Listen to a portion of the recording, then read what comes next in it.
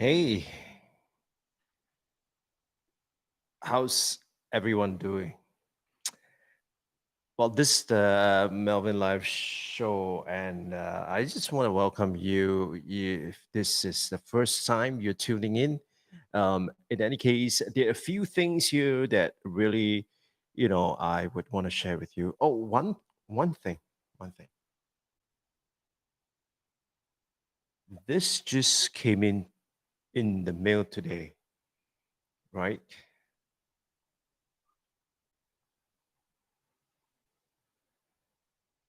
And if you're wondering what's this, well, this is the Zoom H5. And, for the longest time, I've been using this Shure SM50, SM58, right? And I was actually contemplating on getting the SM7B. However, the SM7B, it's too pricey. I think it's going to cost me like 500 over dollars here in Singapore, or probably more. And and besides, you have to get a few things in order for the mic to work with it. So, it's not as simple as just getting the mic and just plug and play. There are certain preamps and all that stuff. And it was just a bit too much for me. And that's it. I didn't want to compromise on the sound quality. So I bought the SM58 instead, which is has been around forever. And it's one of the best microphone there is, right? I mean, school principals have used this, singers have used this, MCs have used this. So and many, even some podcasters that I know, they use this mic itself, and this mic is really really versatile because it's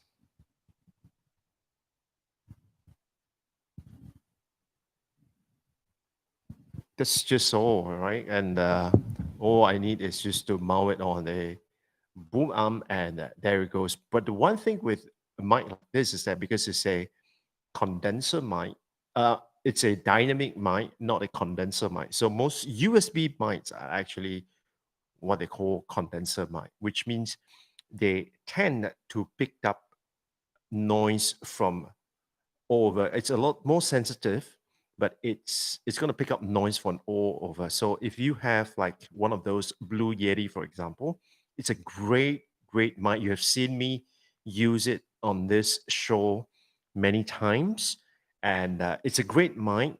But one of the downside to that is that it is so sensitive that even with just a slight a drop of the pen, it's gonna pick up all that kind of sound.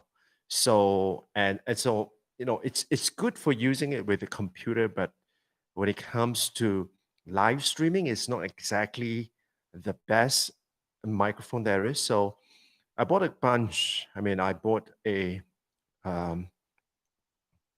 um, I bought another mic which didn't end up to do the work that I wanted it to do, which is fine. I mean, it's a form of experimentation, and besides that, mine wasn't all too expensive, so that's good. And so when I decided to get something that's a bit more professional, I went down to this or the SM7B, and of course, like I say, the SM7B was way too expensive for me, and so this is what I got instead. Now, right now, I am running it through a accentuator, which essentially what it means is that it will boost up the gain of the mic so that when I talk, the signal that goes into the A10 mini actually gives me sufficient signal itself. If that's all too confusing for you, don't worry. I will do a rundown behind the scene of what and how I actually produce this show itself. Right. So if that's something that it's of interest to you, make sure you leave a comment and say behind the scene. All right. Or BTS for short. Not the Korean band, but BTS behind the scene. So when I got this mic, I was really, really happy with it. But one of the key downside is that the signal it's not strong enough. So when I feed it directly into the A10 mini, it doesn't give me that level of gain that would be sufficient enough for live streaming. And so that's why I need to get the accentuator. But one of the things that I noticed with the accentuator itself is that it's the sound quality isn't that good. I mean, it does the job, but it's not great. And so, I've been told to get a Zoom, pass it through the Zoom, and then into the A10 Mini itself. Um, at that point in time, it was a bit way too, it was way too much for my budget. But I'm glad that I finally got my hands on this baby. It just came today, so I just finished setting it up. I haven't run it through the system yet, so it's probably something that I'm gonna do over the weekend so that I could get these things set up. And so next week we should see a measurable improvement in terms of the video itself. All right, so let's get to today's show itself. All right, today actually Wednesday, it's my favorite a day itself because that's the day when I talk about books. It's something that I mean, if you look at the books that I have behind me, books is something that I really, really enjoy. But more importantly than that is that when I read books, one of the key things that I really look at is what is it that I can learn from it, right? What is it that I can learn from it?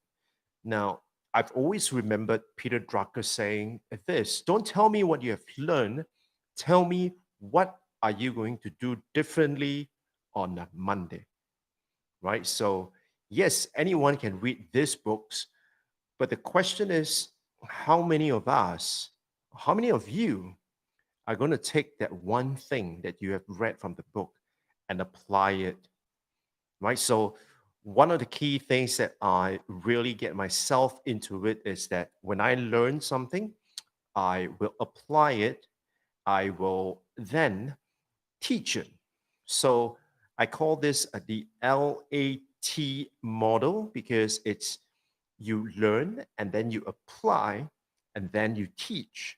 So you're teaching from a perspective that not just an academic perspective, right? Like you may know a lot of things and you can teach it, but that doesn't mean that you have the experience to do it. So I want to be a practitioner who teaches rather than a teacher who teaches theory. You know what I'm saying? Right. So in our field here, really our position is to be able to learn something, master it, right? Apply and master it, and then to be able to teach it. And so that's where I am at here. So many of the books, in fact, many of the books, in fact, you know, one of the episodes previously, I did share about the few books that really changed the way I think. And if you have not seen that, make sure you go back and review that episode itself because it's full of gems from the different, what do you might call that? From the different books that I get, the insights that I get from those books and how it changes my thinking. And I've always been fascinated with how when books change your thinking, because the quality of your thinking would have an impact on the quality of your decision. And the quality of your decision would then have an impact on the quality of your actions.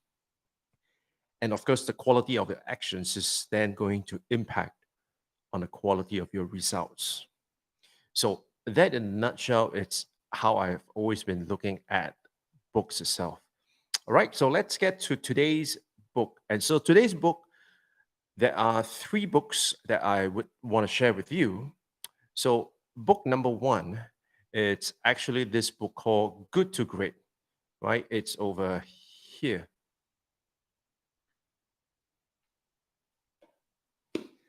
right? Good to Great. Now, I have recommended this book previously, um, but previously what I was recommending it for was more of the principles behind that. Now, this week, we're talking about systems. And so this book that I'm recommending, it's because the key idea behind this book was the starting point of me looking at not just systems in and of itself, because you can have any system and it can deliver consistent result, right? So the reason why, let's backtrack a little bit. The reason why you want to have systems is because you want to have consistent results. And so in order to be able to obtain consistent result, you need a set of well-defined and structured systems. Now, that system itself will then define what you will do, how you will do it, and then it will arrive at a specific result. Now, so an example of system that you will definitely see, no matter which part of the world you are in, right, or almost, right, you will know this company or this restaurant called McDonald's, right? So if you have gone to McDonald's, let's say in Singapore, and if you visit McDonald's in Tokyo, you've visited McDonald's in Budapest, you've visited McDonald's in Vienna, those are the places that we have been. So that's why I can talk about that, right? Or you've been to McDonald's in California, for example. Now, one of the things that you can expect of similar, I wouldn't say exactly the same, but similar quality is the taste of the food. All right. Arguably, in some places there are a bit of variation. Some places a bit more salty. Some places is less salty. But you get the point. The in terms of the taste itself, it's you're not going to get much of a variation, and that's the promise of the brand. In other words, wherever you go, the food should taste very much similar to what you have experienced back home. So that is a system. They have a system for how they cook the fries. They have a system for how they prepare the burger and all that. Now, this is just systems, right? And any company you go to, they may have a system, and they should have a system, right? It's whether that system is consciously documented and followed through, or that system is in someone else's head, it's never documented, but it has become a common practice itself. So you walk into some organizations, you will see that there is a particular way of them doing things in a particular way. If you ask them why do you do it that way, no one probably can tell you. And if you ask for any kind of documentations, they will say, well, we don't keep that stuff, but it still get done. And so it's fairly much, it's usually in the head of the people who are doing the work. And so the knowledge kind of resides with the individual itself. Now, what happens when the individual leaves the organization? The knowledge leaves with the individual. So that's the downside itself, right? Which is another topic altogether.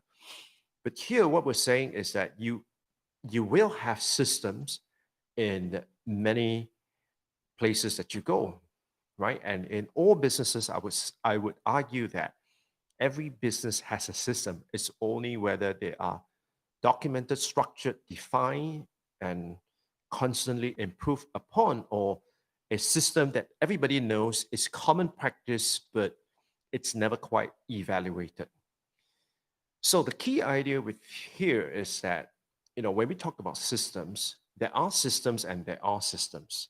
In other words, there are systems that just get the job done, just meet the expectation. But there are also systems that leads you to a breakthrough. And and this book is what it's all about, right? To be able to give you that system, and not just any system, not just random system, not just any steps, but a series of steps that build upon its preceding one. And over time, when this is being done consistently, it creates what we call a flywheel effect. So you have heard me, speak about this idea of system, And you've also heard me spoken about this idea called flywheel. So the main difference between these two is that a flywheel is a system, but a system is not necessarily a flywheel, right? So that it's the concept behind that. Now, what I've done is I have analyzed how I can put certain processes in place for my business. So, for example, for the last 15 years itself, what I've done is I have essentially created a flywheel such that every year, the business itself, it's kind of autopilot because it has a built-in referral system that gives me 80% of all new businesses are largely referrals, right? And so that has created that level of things that processes that leads to a certain result itself. So that has been tremendous, tremendous, right? Now, the the other part that you may want to think about is that once you have these systems in place, or once you have this flywheel in place, this is where it's going to be able to take you to the next level where your contemporaries are kind of like stagnating, right? So Flywheel, Good to Great, Jim Collins is one of the best books ever. And so that's definitely a book that you want to read. Now, the other book about system, of course, you can't talk about system without talking about Peter Senge, right? So for those of you who are not familiar with Peter Senge, he's MIT professor. And essentially, what he does is that he and a few of his colleagues, right, people like Daniel Kim, for example, and Michael Goodman, um, they came together and they are, the driving force behind this idea of systems thinking. So, you know, to be able to create a system, you must first have system perspective, right? You must be able to think in terms of a system. So, what does it mean when we say think in terms of a system? So, it's all in this book called the Fifth Discipline, right? And in the fifth discipline itself, it talks about what exactly is system thinking. I'm just going to give you an overview of what it is. So, essentially, when you think about systems thinking, it is not just saying things in a cause and effect, a direct cause and effect causation relationship. Like for example, I I submitted the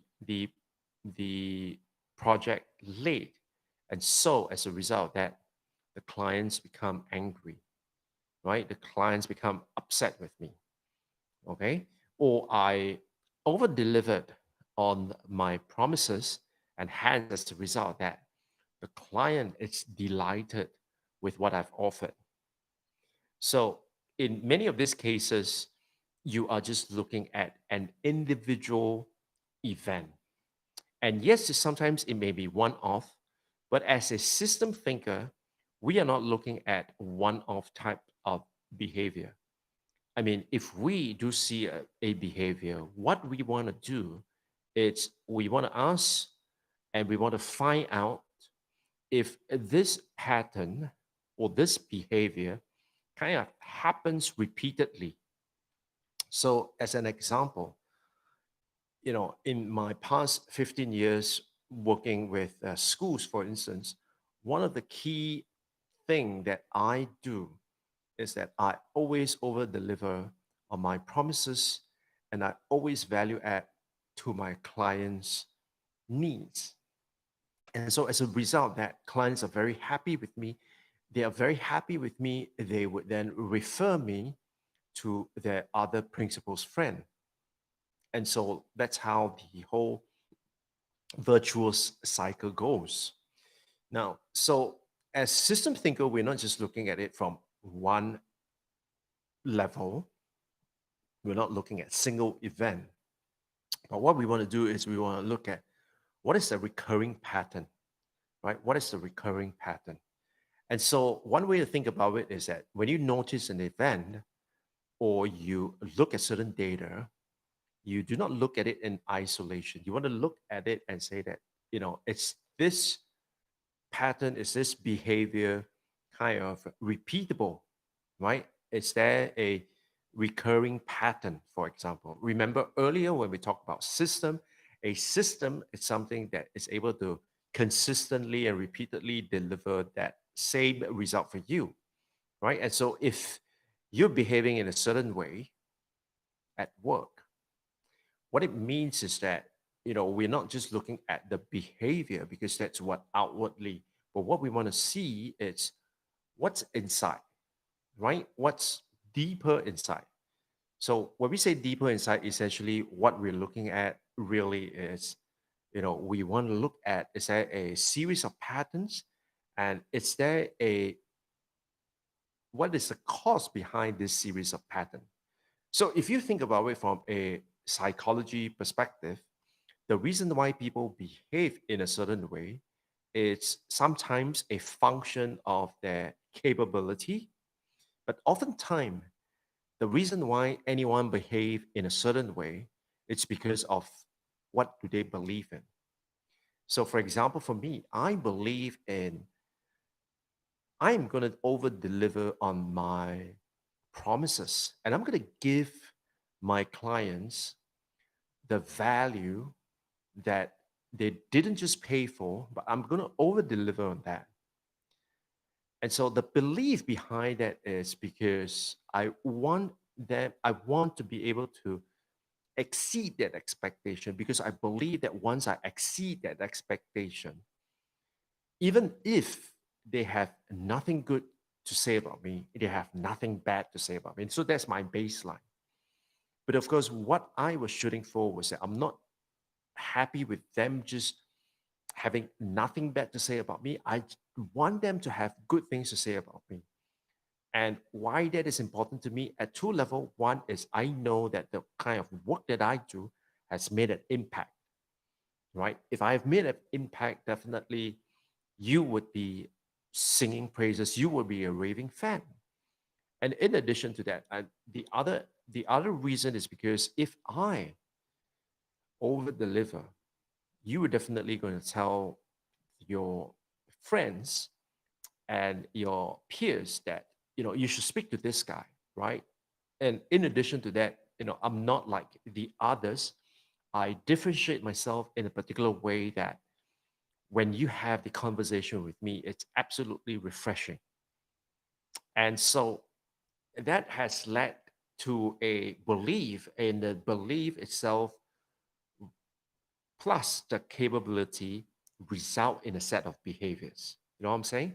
Right. So system thinking is not it's going beyond just looking at the behavior part, but it's really looking at a deeper level. So in the context of an organization, right, the way people behave in a certain way. Let's just talk about Amazon, for example, right? One of the key things that Amazon is known for, it's that they are the most customer-oriented company on earth, right? So that is their claim.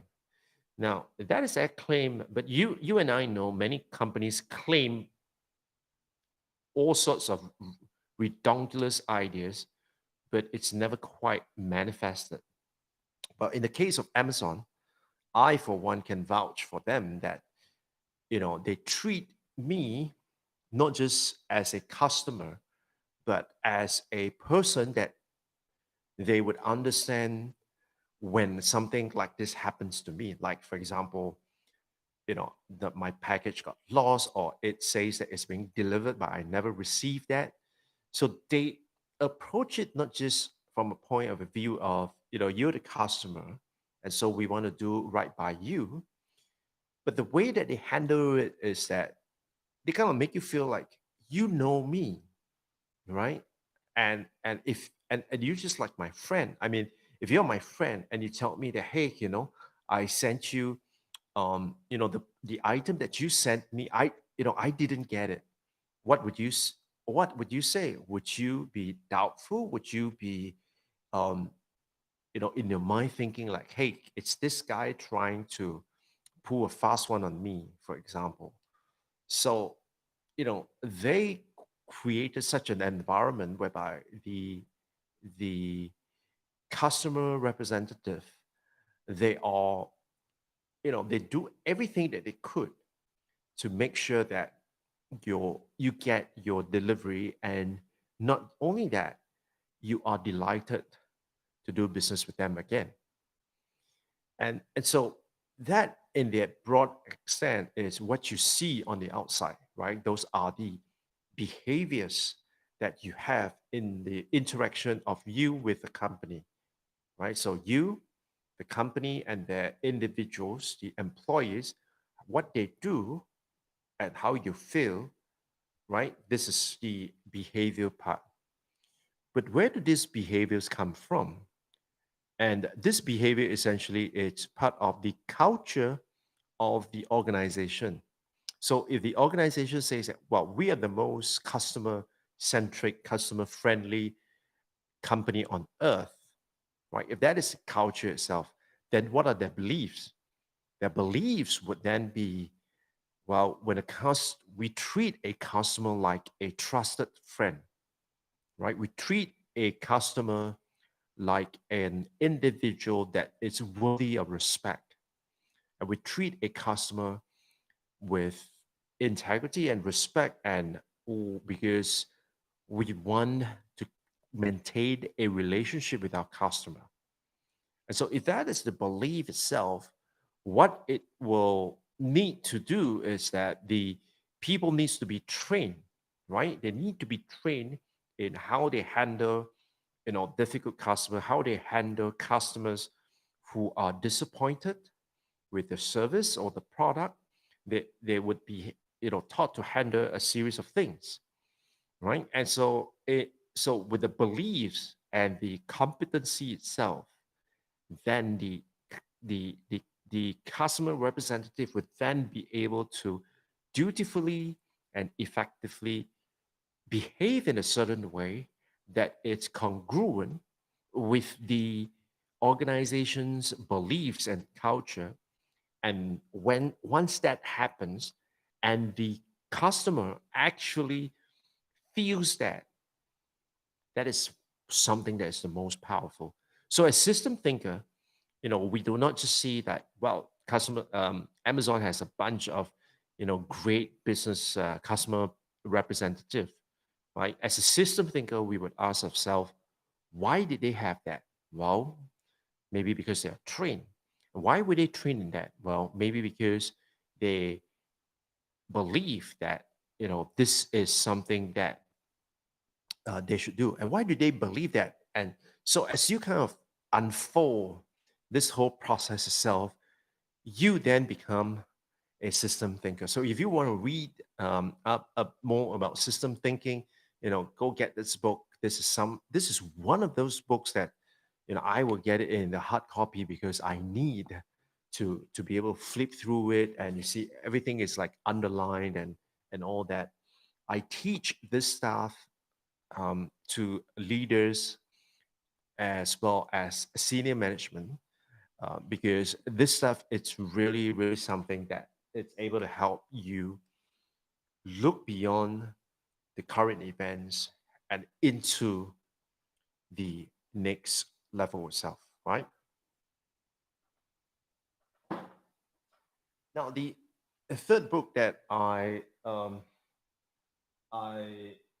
that has taught me about systems, it's this book called The Design of Business. Off the top of my head, I can't remember it. It was supposed to be here. For some reason, it was taken away. Someone has taken it away. So I can't remember that. But when I remember that, I'll put the link and the title in the bio itself. So essentially, this book is about the design of business. And the reason why I like about that book, and that book has given me all this beautiful insight, is because it teaches you not just about creating a product so that you could sell and make money in your business itself, But what I really like about that, it's what I really like about the book is that it talks about the element of empathy, right? So in design thinking, the key three key steps. The first one talks about empathy, right? So essentially, it's about how people, you do not just create a product, but you create a product because you empathize with the very people that you want to serve, right? And so that's empathy. And then you go into ideation, where you start looking at how I could come up with ideas, right? Refreshing ideas to resolve this issue itself. And then finally, once you have come up with the idea, you want to create what we call a prototype. And so with the prototype itself, that's where you can start testing, and you could do everything that you can to make sure that the final product that is being rolled out, it's something that is closer to your customers' needs, right? And so again, it's not just about how can we make our product in such a way, or how could I add another feature on top of what my competitors have so that I could shout about it to my customer. I mean, that's not the key idea itself. So the key idea itself, it's, we want to dive deep. We want to be able to, even uncover some of the needs that our customers have, but they didn't know that they have, right? So that would be the most ideal part. So back to how we look at prospects, leads, prospect, and customer, is that at each level itself, you have to be, not just looking at that level of the funnel, right? So when you are generating leads, you're not just thinking about generating leads, but you want to say that, okay, once I've generated the leads, what is the next thing that I do, right? And so that leads on to the part about being a prospect. And then in the prospect itself, what are the things that I must be able to do? What is the systems that I must put in place so that I could continually nurture these people until such time when I am ready or I have the capacity, I could take on more, customers. That's where I could then admit some of them or convert some of them into paying customers. So that's the whole premise behind system itself. Well, let me know in the comments what you think of this video itself, whether you like it, you do not like it, what is your take of it, and more importantly, if you want to follow along, make sure you subscribe to the channel, and also follow me on Facebook, because I'm going to be launching a few things in November. So that's something to watch out for. And the reason why I'm launching a few things in November is because it's my birthday month, right? And so that's something that I want to do something for you as well. Okay, so make sure you hit the like button, right? Just go on, just hit the like button. Send me a thumbs up. That will mean a lot to me. All right. So um, going forward, what I am really going to do is I'm going to go deep into certain topics itself, right? And I'm just going to focus on one topic per day, right? But we're going to go deep so that you can get that level of expert insights, and not just something generic or something very just scratching the surface itself.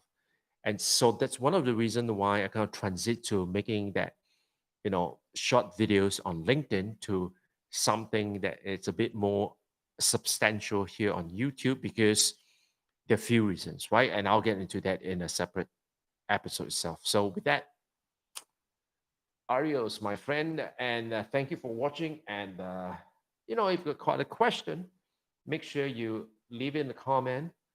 Question about the show, question about how I produce the show. If that's something that is of interest to you, let me know. And I'll see you guys on the next one. Bye bye.